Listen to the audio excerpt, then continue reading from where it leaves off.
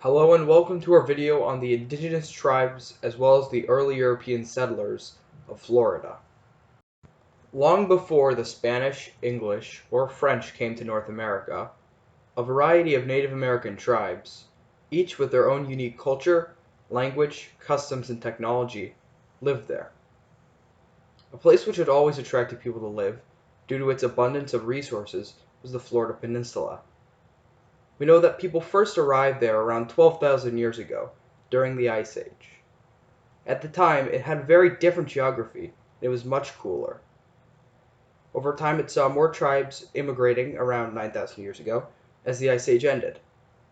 We know these early people built large burial cemeteries in the wetlands, and they often lived in mounds. They also created art, such as pottery. Fast forward to the thousands, around 500 years before the arrival of the Spanish, and agriculture was quite common. People in the modern-day Panhandle grew things like corn, squash, and beans due to the fertile red clay soil. They also built large plazas and fished. One of these many tribes was the Pensacola. They lived primarily in the Panhandle region of Florida, and they were also well known for their advanced pottery, which was excavated and found at the Bottle Creek site. These Native American tribes each had their own unique artistic styles, which can be found all over Florida.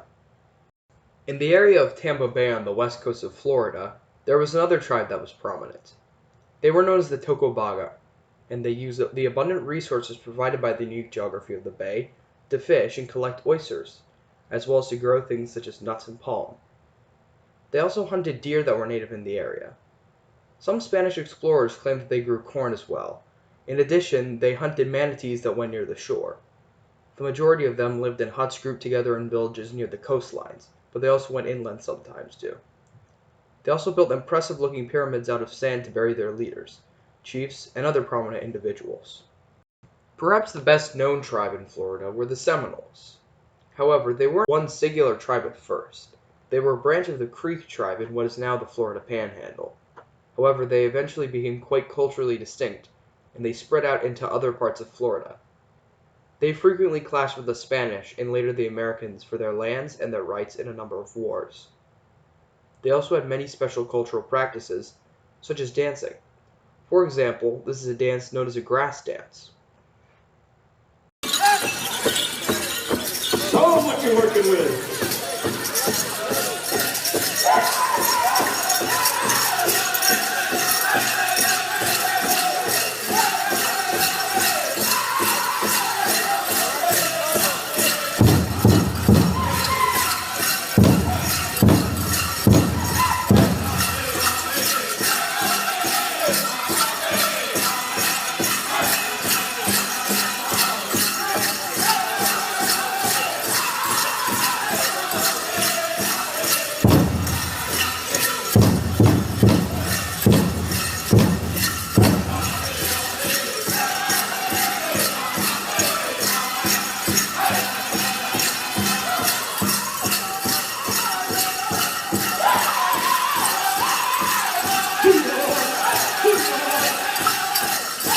Another quite interesting thing about the Seminoles was their special type of house known as a chickee.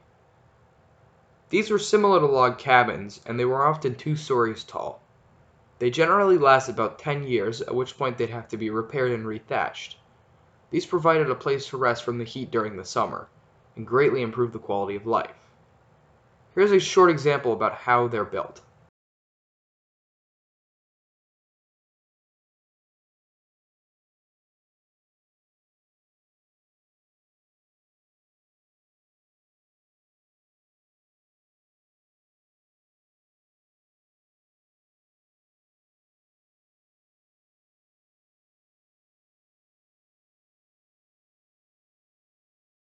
While there are many other interesting tribes to talk about, like the Choctaw or the Calusa, I'd like to focus on one more, the Ace.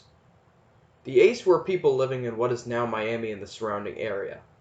They had a language similar to the Calusa tribe, and they're generally considered to be a branch of them. And they went further inland during the summer to escape swarms of mosquitoes as well. They originally settled in the area around 1000 BCE. The good geography meant that they had good harvests and usually an abundance of food. This is notably because of the river, referred to as the Rio Deihl by the Spanish, or in the Ace language, Chattahoochee River. They also built a number of large burial mounds, one of which can actually be found on the property of the historic Kennedy Space Center. In the year 1513, the first Europeans landed in Florida. The Spanish explorer Juan Ponce de Leon landed around what is now the city of St. Augustine. He and his crew were in search of the fabled Fountain of Youth, which was said to give the user immortality.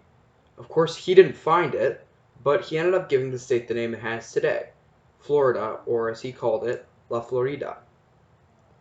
It was probably called this because it was around the time of the Easter festival, which was known in Spain by the Spanish Pascua Florida. Ponce de Leon was killed on his second journey there, but a permanent Spanish colony was established in the city of St. Augustine in the year 1565. St. Augustine, Florida, to this day remains the longest constantly inhabited settlement in North America. It was a military base to protect commuting ships at the time. By the end of the century, Spanish La Florida had expanded to a much larger amount of territory. However, it wasn't long until these Spanish explorers came into conflict with the native peoples. Neither of these groups of people knew much about each other's ways or customs, and so they attacked each other. Many Spanish enslaved the natives, and European diseases that the natives lacked immunity to tragically killed many. There was also lots of fighting between the Spanish, British, and French settlers trying to lay claims to part of the peninsula. At one point, large parts of St. Augustine were burnt down by a company led by Sir Francis Drake. The Spanish came to what is now Pinellas County in the year 1515. For a while, they traded with the Tocobaga there, but eventually they had multiple conflicts with the native people. Most members of the Tocobaga tribe tragically died out due mostly to disease and violence by the Spanish. The name for Pinellas County comes from the Spanish word Punta Pinal, which translates to Point of Pines. The Seminoles expanded into larger parts of Florida due mainly to the death of many of the other native peoples. Over time, the Spanish settled other areas, although mostly near the coast, as the swamps and humidity made it very difficult to establish cities.